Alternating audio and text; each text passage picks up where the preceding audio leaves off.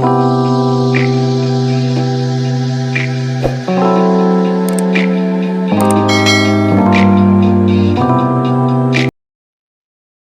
everybody, what's going on? This is Jamie Dawn, your evolutionary revolutionary astrologer, bringing you your celestial wisdom for the week of March 5th through the 12th of 2023. And I am going to start by saying, if I sound a little congested, a little bit off or whatever, I've been dealing with a sinus infection most of the week. So that has definitely given me a little moment of pause. And I'm sure, I talked about in my last video about the anaretic degree of Pluto, Saturn. Here we are. And we're facing certain things in our world, or facing our fears. We're facing things that we have to deal with, that we have to surrender to. Well, having a cold that turns into a sinus infection certainly is part of that, right? There was not a whole lot I can do except to surrender and let it process through the body. And it's a perfect setup for what we have going on this week with the Virgo full moon, which is all about focusing on things like habits or health, right? And so I'm working at having this health stuff going on that I need to release. I'm sure many of you, as you lead into this week and you're looking at this full moon that we have, you may be looking at habits that no longer serve you, as well as releasing maybe some creative work into the world. And you want to put it in some sort of order and make sure that it has some real teeth to it, right? This full moon, and this is happening on the 6th, so on Monday, this full moon can actually help when needed. We can find it, right? If we need help, we just need to ask for it. We also may be finding ourselves volunteering for things. Just be careful not to overcommit. But this big desire, if you will, for manifesting our dreams and putting them into some sort of reality. This is also a great full moon for healing any sort of spiritual wounds that we might have, any sort of wounding around belief systems. And I say that because the sun is in Pisces, and Pisces is traditionally ruled by Jupiter. And Pisces is a very spiritual sign nature sign. And also with Jupiter seeks to understand, and it wants to have these big ideas and faith in the world and hope in the world. And in Pisces, it definitely, now Jupiter's in Aries, I don't want to confuse you, but it is the traditional ruler of Pisces. And so here we're looking at ways in which we can heal some of the faith that we may have had if we've lost hope, or healing some of those spiritual wounds for those of you who grew up in a religious home that maybe was traumatic, or there was a belief system that no longer serves you, and you can actually walk through and create new ones at this time. And also, just another pin on the map, with it being a full moon, earth and water rituals during this time are really powerful. So, giving yourself permission maybe to grab some flower petals, go to a body of water and release whatever it is that's no longer serving you, making some commitments.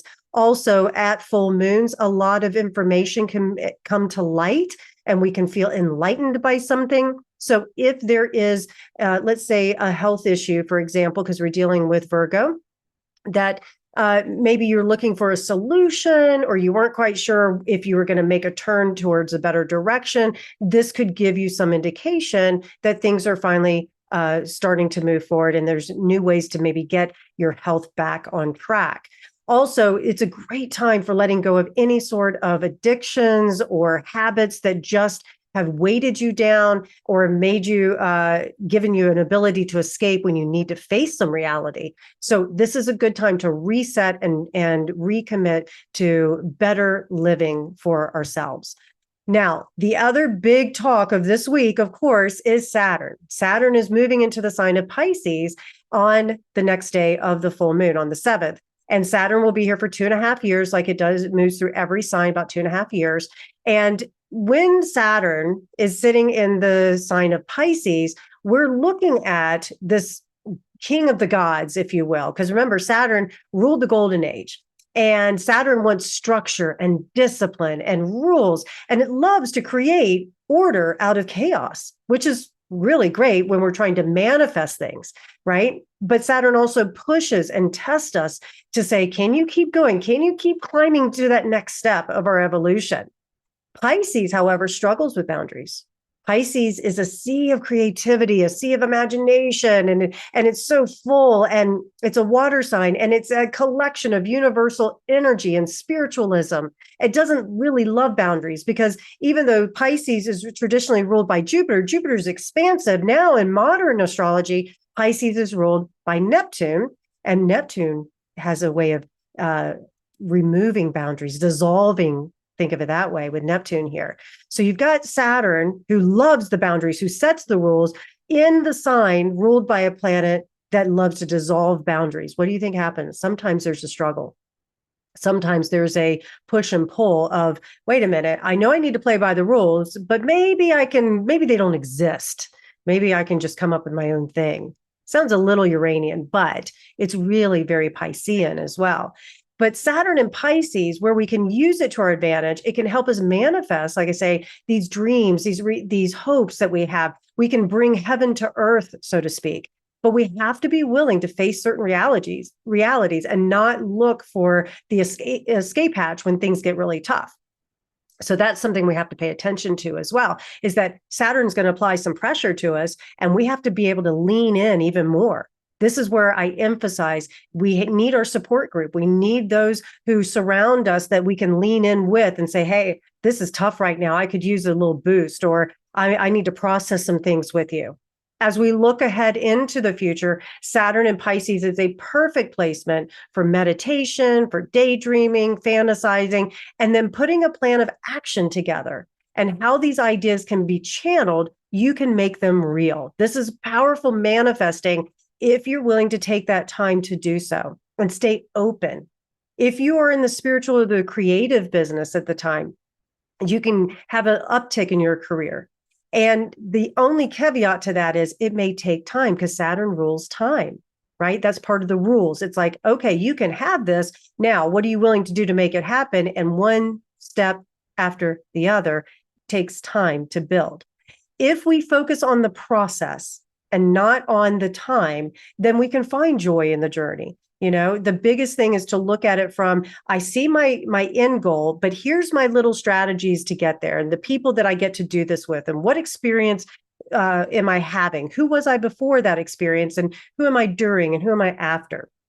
And so just really enjoying the process of the journey itself is going to allow you to appreciate the manifestation when it shows up. We may also find that our intuition, our psychic abilities are really ramping up, especially if we're making an intentional effort, if we're being really purposeful to tune in. So that means meditation, taking time out to just listen deeply, maybe turning off all the noise, distractions, have a digital detox, things that would normally cause a lot of static, turn them off. Now you can receive the information, and then over time, you'll start to see the confirmations and the manifestations of the things that you were shown intuitively. The other thing about this week, Mars is going to square off to the Sun and Mercury all week long. So there's this little underpinning of energy where tension or agitation can get created in the mind, especially when we're trying to force something. It's like, okay, I have this new information, or I have this energy that I want to expend, or I have this fantasy that I want to bring to earth. And why is it not happening now? And somebody's in my way. And oh, what are the stories I'm making up in my head, right? So we want to pay attention to that, because when we get attached to an outcome, it can create a lot of disappointment and expectation if it doesn't show up in the time and the way that we think it should. And so we may not have realistic expectations this week and find ourselves easily disappointed. That's why I'm putting this little warning sign out there. So keep your expectations not low, but realistic, and allow yourself to just say, okay, here I am right now. Let me meet this moment and this situation with what I know and with my full presence, and then the next thing can show up. We can use this energy of Mars squaring off with Sun and Mercury to create for the creative pursuits. If there's difficult conversations we need to have, if we need to be more direct in some of our conversations, this can lead to deeper understanding. This can lead to deeper transformation in our relationships. So while we shouldn't be afraid to ask questions and to come to a place of neutrality with someone, or with a particular situation, we also want to make sure that we are doing it in a way that invites the other person into the conversation. So that's the other thing that we're going to be looking at with Mars squaring off here, is that we may already make up our minds about one way of doing things. And it's like, okay, I'm going to have this really difficult conversation because I want to understand where you're coming from, and it needs to show up this way. And if it doesn't, we've got issues. So again, keeping your expectations realistic. All right, you guys, I hope this helps. Please like, subscribe, share, comment. Come find me at jamiedawn.com. I look forward to connecting with you.